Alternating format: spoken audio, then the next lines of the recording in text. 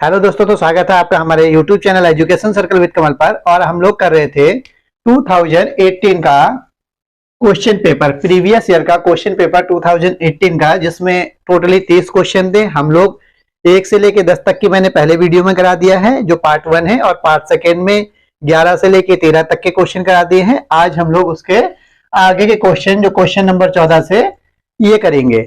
And ये part number 3 रहेगा। जितनी भी वीडियो इसके रिलेटेड बनी हुई हैं, जो पार्ट नंबर 1 है एंड सेकेंड है, उसको मैं उसका लिंक डिस्क्रिप्शन में लगा दूंगा, आप वहां से देख सकते हैं इसका पार्ट 1 और पार्ट सेकेंड।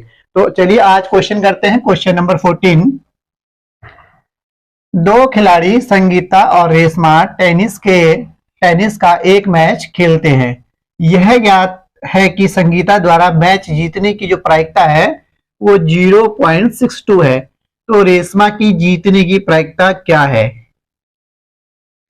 देखिए, सिंपल सा क्वेश्चन है। मैंने आपको बताया था 1 से 10 तक क्वेश्चन 1 नंबर के थे, और 11 से लेके 15 तक के क्वेश्चन कितने नंबर के? 2 नंबर के। तो क्वेश्चन नंबर 14 है ये, तो ये कितने नंबर का? 2 नंबर का क्वेश्चन है।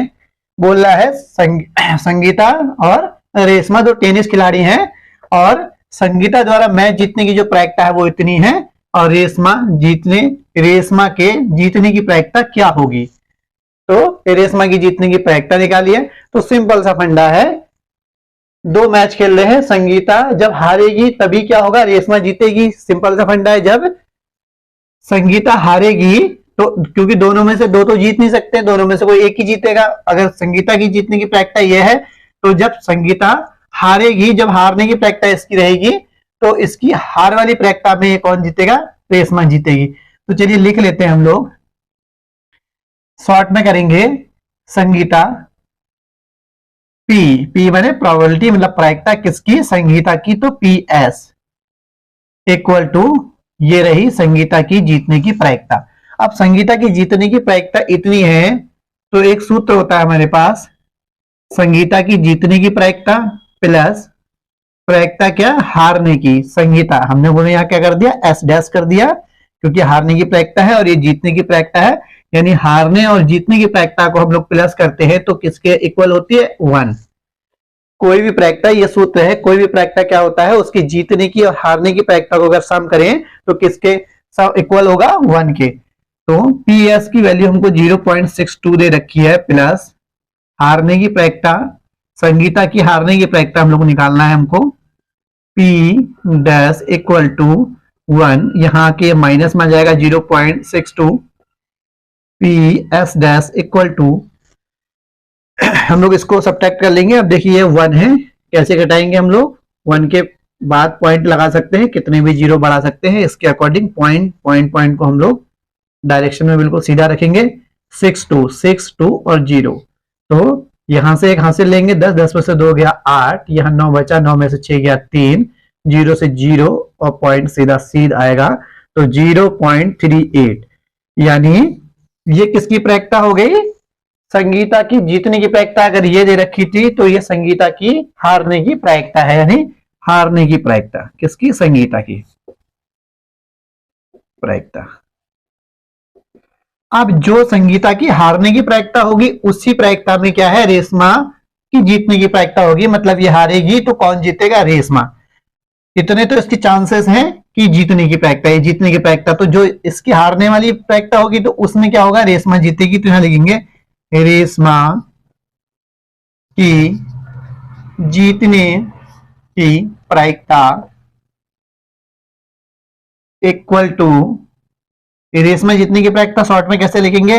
P प्रोबेबिलिटी, रेशमा R लिख देते हैं, इक्वल टू 0.38। ये आंसर हो जाएगा। इस प्रकार से क्वेश्चन हमारा हो गया है। 2 नंबर का क्वेश्चन था आपका। आप क्वेश्चन नंबर 15 का, क्वेश्चन नंबर 14 में अथवा में दे रखा है, यानी क्वेश्चन नंबर 14 में 2 दे रखे हैं, एक अथवा में दे रखा था, अथवा वाला भी हम लोग कर लेते हैं। देखो, एक थैले में 3 लाल गेंद है, 5 काली गेंदें हैं, तो इस थैले में से एक गेंद यादृच्छा निकाली जाती है। यादृच्छा निकालने का अर्थ यह है कि एक थैले में 5 काली गेंदें हैं और 3 लाल गेंदें हैं, और उसमें से बिना देखे कोई एक बॉल निकाल ली जाती है। तो प्रायिकता क्या है कि गेंद लाल हो? तो सबसे पहले हम लोग यहां लिख लेंगे लाल गेंदों की संख्या, लाल गेंदों की संख्या इक्वल टू 5 और काली गेंदों की संख्या 3 है। तो हम यहां लिखेंगे टोटल गेंदों की संख्या इक्वल टू, दोनों टोटल देख लेंगे कि एक थैले में कितनी गेंदें हैं, तो टोटल गेंदें जो हो जाएंगी वो 8 हो जाएंगी।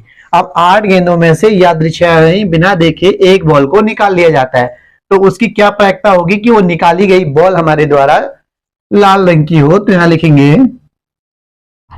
शॉर्ट में करते हैं, देखो पी यानी प्रोबेबिलिटी किसकी, रेड बॉल आने की, यानी पी आर का मतलब है प्रोबेबिलिटी, प्रायिकता किसकी, रेड बॉल यानी लाल बॉल आने की, इक्वल टू लाल बॉलों की संख्या कितनी है, उसमें 5 है और टोटल गेंदों की संख्या कितनी, 8 है। तो घटना घटने की संभावना कितनी है, लाल गेंद कितनी है, 5, तो 5, और कुल संभावित परिणाम, कुल संभावित परिणाम कितने हैं, 8 है टोटल।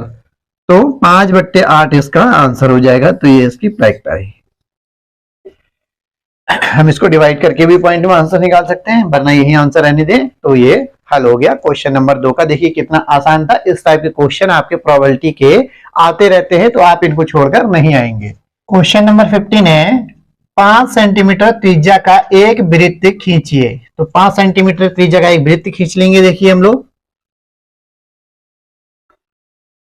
यानी अपने कंपास में 5 सेंटीमीटर के इक्वल हम लोग कंपास को खोलेंगे, ओपन करेंगे और किसी भी पॉइंट में रखकर 5 सेंटीमीटर का एक क्या बना लेंगे, त्रिज्या वाला एक वृत्त को बना लेंगे। केंद्र से 8 सेंटीमीटर दूरी पर स्थित एक बिंदु है। तो केंद्र से दूरी पर 8 सेंटीमीटर, सपोज करो यहां से हम लोग मेजरमेंट करेंगे, स्केल लेके आप मेजरमेंट करेंगे और जहां 8 सेंटीमीटर आएगा वहां हम लोग दूसरा पॉइंट बना लेंगे। तो सपोज करो ये ए पॉइंट है और ये बी पॉइंट है, यहां तक आ रहा 8 सेंटीमीटर, यहां तक की जो दूरी हो जाएगी, क्या क्या रखा है, दूर स्थित एक बिंदु से वृत्त पर स्पर्श रेखा युग्म की रचना कीजिए। यानी इस वृत्त पे स्पर्श रेखा की युग्म की रचना करनी है। तो ये सारी चीजें हम लोगों को कंपास, स्केल्स आदि लेकर करनी है। तो यहां से यहां तक मेजरमेंट लेके हम लोगों ने कर लिया। अब क्या करना है, ये जो रेखा है, लाइन सेगमेंट है ए बी, इस लंब पर, इस रेखा पर लंब भाजक एक रेखा खींचनी है। अब वो कैसे खींचेंगे, यहां से हम लोग कंपास लेंगे, यहां नोक रखेंगे उसकी, और इससे यहां से यहां तक आधे से ज्यादा दूरी पर हम लोग क्या करेंगे, एक चाप लेंगे और चाप इस तरीके से खींच देंगे। यानी एक कट यहां लगेगा और एक कट यहां लग जाएगा। इसी प्रकार से यहां लेंगे और जितनी दूरी यहां से ली थी उसी दूरी पे यहां से कंपास रख के इस तरीके से काट देंगे, तो ये कटेगा और इस तरीके से ये यहां कट जाएगा। तो जहां कटेगा वहां से हम लोग एक रेखा खींच लेंगे, यानी लंब भाजक रेखा खींच लेंगे। अब क्या करना है हमें, ये जो पॉइंट है, ये वाला पॉइंट और ये वाला जो पॉइंट आया, यहां कंपास रख के इस पॉइंट में कंपास रखेंगे और क्या कर देंगे, इस तरीके से गोल बना देंगे, यानी ऐसा जाता हुआ एक वृत्त बन जाएगा। इसी प्रकार से ये वाला पॉइंट लेके कंपास लेके इस तरीके से गोल बना लेंगे, तो यहां से एक गोल इस तरीके से बन जाएगा। ये सारी चीज कंपास से करेंगे आप लोग। और ये वाला पॉइंट जो यहाँ पे काट रहा है, तो यहां से हम लोग स्पर्श रेखा यहां से यहां, और इस वाले वृत्त में ये स्पर्श रेखा यहां से यहां, इस पॉइंट से, मतलब पॉइंट किससे दूर स्थित 8 सेंटीमीटर दूर स्थित एक बिंदु P से हमको क्या करनी थी, स्पर्श रेखा खींचनी थी। तो ये क्या है, स्पर्श रेखा है, 2 स्पर्श रेखा आ गई। अगर हम यहाँ P लिख दे और यहाँ Q लिख दे, तो 2 स्पर्श रेखा क्या हो गई, PB एंड QB, 2 क्या है, स्पर्श रेखा है। अब आप क्या करोगे, इसकी रचना कर देंगे। रचना क्या करनी है आपको, जो जो हम लोगों ने किया इनिशियल उस तरीके से लिख देंगे कि 5 सेंटीमीटर का त्रिज्या का एक हम लोगों ने क्या किया, यहां से यहां तक की त्रिज्या होगी 5 सेंटीमीटर का त्रिज्या का एक हम लोगों ने वृत्त बनाया। इतना उसके केंद्र से 8 सेंटीमीटर दूर स्थित बिंदु में हम लोगों ने एक रेखाखंड खींचा, जिसमें एक चाप, यानी हमने प्रकार को कहां रखा, पॉइंट ए में, मतलब वृत्त 5 सेंटीमीटर त्रिज्या वाले वृत्त के केंद्र ए से चाप लेकर हम लोगों ने क्या है, इस तरीके से यहाँ से चाप लगाया, उसी प्रकार से BC लगाया। तो जो जो आप लोगों ने किया है, हम लोगों ने किया, वो यहाँ पे आप लोग रचना लिख देंगे। तो चलिए अब क्वेश्चन नंबर 16 करते हैं। 16 में क्या रखा है, यूक्लिड विभाजन एल्गोरिथ्म का प्रयोग करके इतने तथा इतने का HCF हमें ज्ञात करना है, यानी 4830 तथा 759 का HCF हमें ज्ञात करना है। अब अगर इसका वैसे सिंपल HCF ज्ञात करना होता तो इसका हम लोग क्या करते हैं, LCM, इसका भी LCM निकालते, तो उस प्रकार से हम लोग HCF ज्ञात कर सकते हैं। बट यहाँ पे विभाजन, यूक्लिड विभाजन एल्गोरिथम बोल रखा है, तो यूक्लिड विभाजन एल्गोरिथम में क्या होता है, A = BQ + R, यानी भाज्य बराबर भाजक गुणा भागफल प्लस शेषफल, इस प्रकार के रूप में हम लोगों को दिखाना है। तो इसका सबसे पहले रफ वर्क कर लेते हैं। देखिए इधर क्या है, रफ वर्क कर लेते हैं। ये जो है रफ वर्क है हमारा।